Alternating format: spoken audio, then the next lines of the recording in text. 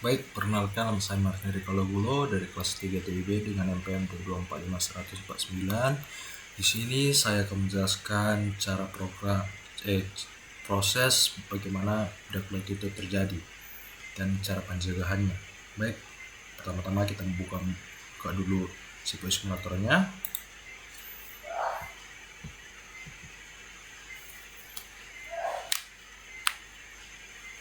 Ya, jangan dulu lagi.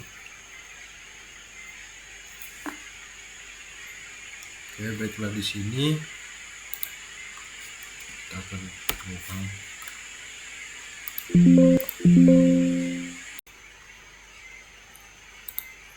baik. Sebelum ke selanjutnya, kita akan menjelaskan apa itu deadlock ya. Deadlock itu misalnya nih program proses deadlock memegang resource 1 dan menunggu resource 2 ini, dan P2 memegang resource 2 dan menunggu resource 3, dan resource 3 akan menunggu, dan P3 ini memegang resource 3 dan menunggu resource 4, dan resource 4 ini memegang resource 4 lalu yang menunggu resource 1. Jadi seperti itu program deadlock itu. Jadi pada intinya setiap proses sudah mengunci satu resource dan menunggu resource lain yang sedang dipegang proses berikutnya. Karena tidak ada proses yang bisa melepaskan resource-nya, maka semua proses saling menunggu tanpa batas waktu. Baik, kita akan masuk ke program deadlock-nya.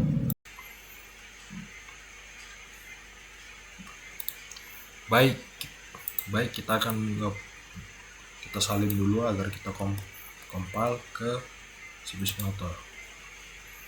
Nah, sini kita akan compile ya.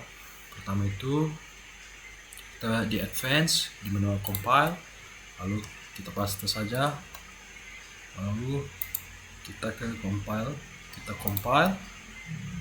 maka udah ada, kita load in memory. Oke, satu lagi dan 3 lagi maksudnya ya.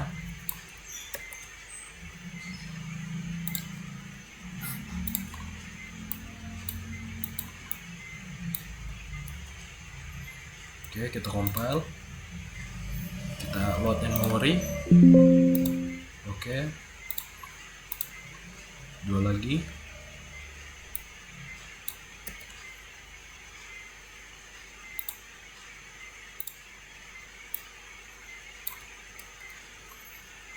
Kita compile, kita masukkan load in memory,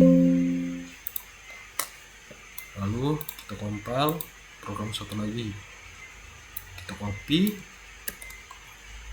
masukkan sini.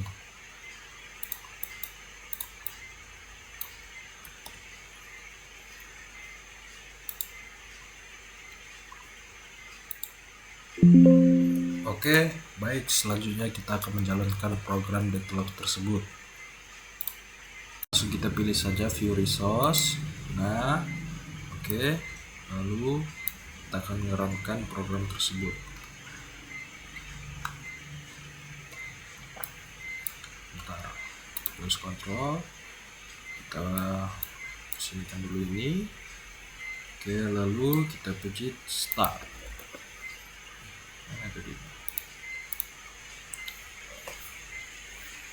Oke, di sini terlihat yang tanda hijau ini yang artinya sumber daya tersedia, yang tanda merah ini artinya sumber daya sedang digunakan oleh satu proses dan ada proses lain yang memintanya. Nah, di dalam, dan kita lihat deadlocknya. Nah, ini dia, seperti ini tampilannya. Oke. Nah, yang di deadlock itu adalah R1, R2, R3, dan R4. Kita bisa mengatasi deadlock ini dengan cara di allow, hold, and wait. Kita centang yang ini, atau enggak kita bisa rilis salah satu programnya. Misalnya R1 kita rilis, maka dia Artinya warna kuning ini artinya itu hati-hati ya. Ibaratnya kayak sumber daya telah dialokasikan, ibaratnya sumber daya telah dipindahkan. Jadi cara lepas deadlock itu bisa kita rilis juga ya. Selanjutnya kita akan menjelaskan bagaimana cara agar membuat deadlock itu tidak terjadi lagi. Baik, selanjutnya di sini kita akan mencegah terjadinya proses deadlock. Kita beri smart US output, lalu kita pilih, kita masukkan programnya dulu, create new.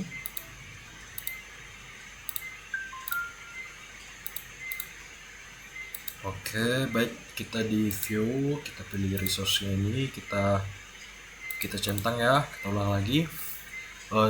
Di slow, hold and wait, yang artinya itu adalah proses sudah memegang satu resource tapi masih meminta resource lain. Oke, kita akan mencegah deadlock seperti itu ya. Kita ke use control, kita pilih start, kita pilih lagi view resource. Oke, dan ini terjadinya terjadi di slow, hold and wait.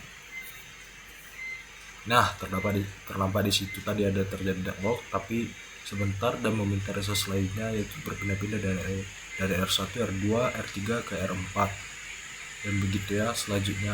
Nah, oke, baiklah, kita di sini tadi kan kita sudah menggunakan di slow, hold and wait. Sekarang kita mencoba yang di slow circular wait. Oke, untuk mencegah deadlock, pertama kita masukkan programnya persatu. Oke, kita pilih CPU speed-nya yang fast, lalu kita ke view, kita view resource, dan di slow circular wait, yaitu adalah terjadinya lingkaran resource antar proses. Nah, oke, kita akan perhatikan ini untuk mencegah deadlock, apakah dia berhasil atau tidak.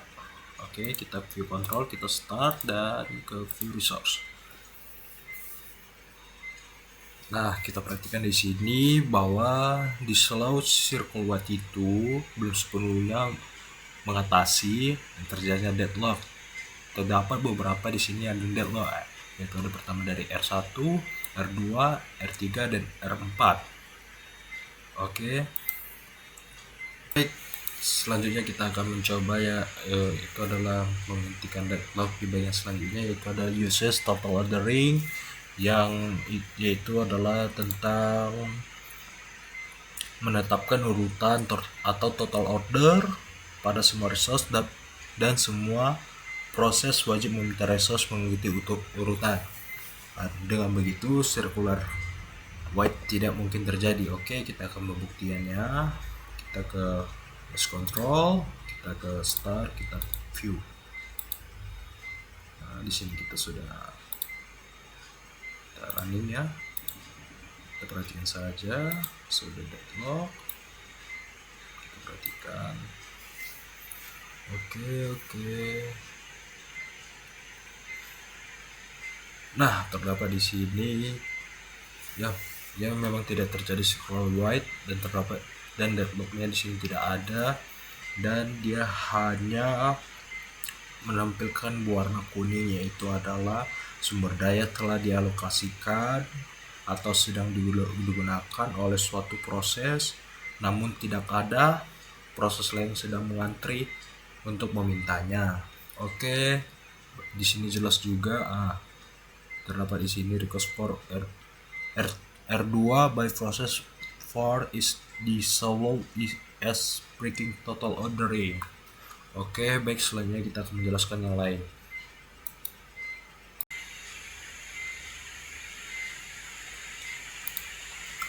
Oke, baik, kita akan melanjutkan ke yang beberapa menghentikan lagi.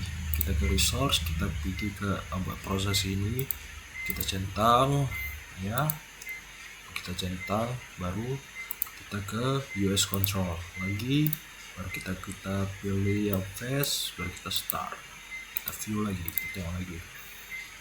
Nah, di dalam about proses ini yaitu adalah menghentikan satu atau beberapa beberapa resource untuk agar tidak terjadi deadlock, yaitu menghentikannya dengan cara terpaksa atau paksaan ya, agar tidak terjadi deadlock. Nah, kita lihat di sini sudah warna hijau semua, berarti tidak ada deadlock, dan di sini tidak ada deadlock. Oke, baik, kita akan melanjutkan kode yang lainnya. Sebelumnya kita reset dulu ini.